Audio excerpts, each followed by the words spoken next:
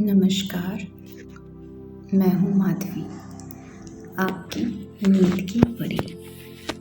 और आज मैं प्रस्तुत करती हूँ एक बहुत ही खूबसूरत स्लीप स्टोरी। कहानी है कुएं की पानी की, water in the well story. एक किसान बहुत ही परेशान था। उसे अपने खेतों को सींचने के लिए पानी की ज़रूरत थी, इसलिए वह कई दिनों से अपनी ज़मीन के आसपास किसी कुएं की तलाश कर रहा था। इसी तलाश में वह घूम ही रहा था कि अचानक उसे एक कुआं दिखा।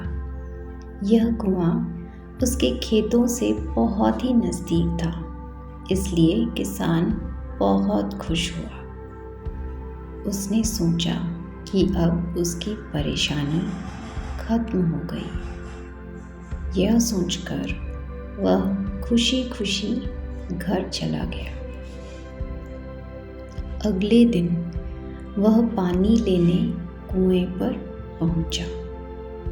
जैसे ही उसने कुएं के नज़दीक रखी बाल्टी कुएं में डाली, वहाँ एक आदमी आ धमका। वह किसान से बोला, यह कुआं तो मेरा है, तुम इससे पानी नहीं ले सकते। अगर तुम इस कुएं से पानी लेना चाहते हो तो तुम्हें इस कुएं को खरीदना होगा। यह बात सुनकर किसान कुछ देर रुका और फिर मन ही मन सोचने लगा कि अगर मैं इस कुएं को खरीद लूं तो मुझे कभी भी पानी की कमी नहीं होगी और न ही मुझे पानी के लिए इधर उधर भटकना पड़ेगा। फिर क्या था, दोनों के बीच एक रकम तय हुई। किसान के पास उतने पैसे तो थे नहीं, लेकिन वह यह मौका छोड़ना नहीं चाहता था। इसलिए किसान ने उस आदमी को अगले दिन वह रकम देने का वादा किया और घर की ओर चल दिया। किसान के लिए कुआं खरीदने का यह अच्छा मौका था, इसलिए वह इस काम में ज़रा भी देरी नहीं करना चाहता था।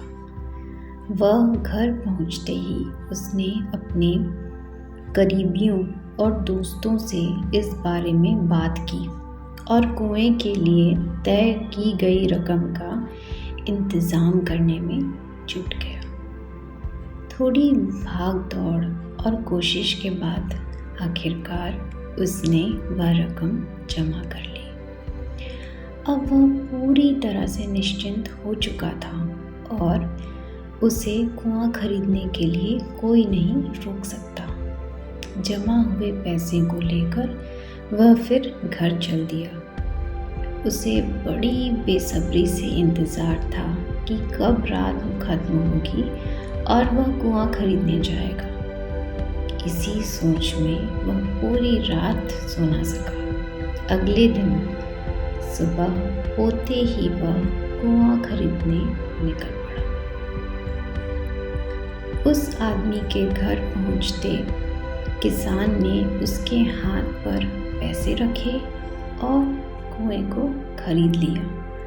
अब तो कुआं किसान का हो गया था, तो फिर उसे पानी निकालने में देर नहीं की। जैसे ही किसान ने कुएं से पानी निकालने के लिए बाल्टी उठाई, उस आदमी ने फिर बोला, ठहरो, तुम इस कुएं से पानी नहीं निकाल सकते हो। मैंने तुम्हें कुआं बेचा है, कुआं का पानी अभी भी मेरा है। किसान मायूस हो गया और न्याय के लिए राजा के दरबार में शिकायत करने पहुंच गया। मालूम है उस राजा का नाम क्या था? राजा अकबर। राजा अकबर ने उस किसान की पूरी कहानी सुनी और फिर उस आदमी को दरबार में बुलाया जिसने वह कुआं बेचा था। राजा का फरमान सुनते ही वह आदमी भागा भागा दरबार में हाजिर हो गया। राजा ने उससे पूछा, जब तुमने इस किसान को अपना कुआं बेच दिया तो फिर इसे पानी क्यों नहीं लेने दे रहे हो? आदमी बोला, महाराज, मैंने इसे केवल कुआं बेचा था, पानी नहीं। यह बात सुनकर राजा भी सोच में पड़ गया। उन्होंने कहा कि बात तो यह पते की कह रहा है, कुआं बेचा है, पानी तो नहीं। काफ़ी देर सोचने के बाद जब इस समस्या को सुलझाने में वह नाकाम हो गए तो उन्होंने बीरबल को बुलाया। बीरबल बहुत ही बुद्धिमान था, इसलिए राजा अकबर किसी भी मामले पर फैसला लेने से पहले उसकी राय ज़रूर लेते थे। बीरबल ने एक बार फिर दोनों से उनकी समस्या पूछी।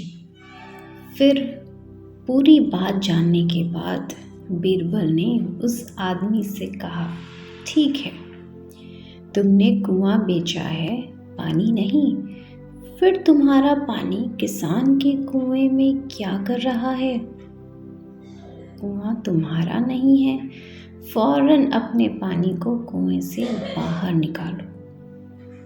बीरबल का इतना कहते ही उस आदमी को समझ आ गया कि अब उसकी चालाकी किसी काम नहीं आने वाली।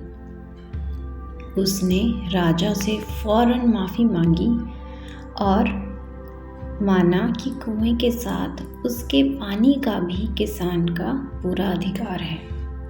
यह देखकर राजा अकबर ने बीरबल की बुद्धिमानी की बहुत तारीफ की और कुआं बेचने वाली आदमी पर धोखेबाजी के लिए जुर्माना भी लगाया। सो दोस्तों, इस कहानी से यह सीख मिलती है कि अपने आप को दूसरों से अधिक चालाक नहीं समझना चाहिए।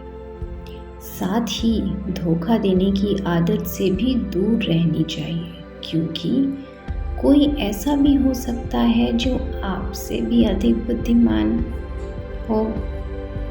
ऐसे में आपका धोखा पकड़ा जाएगा और आपको अपने किए का भुगतान करना होगा, जैसे इस कहानी के अंत में कुआं बेचने वाले आदमी को करना पड़ा। दोस्तों, आशा करती हूँ आपको ये कहानी अच्छी लगी होगी और अब आपको अच्छा भी महसूस हो रहा होगा। और अब आपके सोने का समय भी हो चुका है।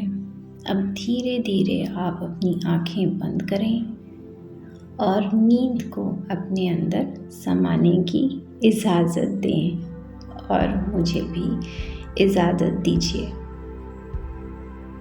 फिर मिलते हैं एक और रोचक कहानी के साथ। मैं आपकी नींद की परी। धन्यवाद।